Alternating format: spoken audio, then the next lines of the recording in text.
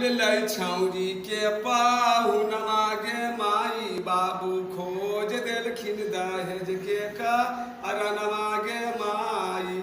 खोज देलखिन दहेज के कारणमा गे माई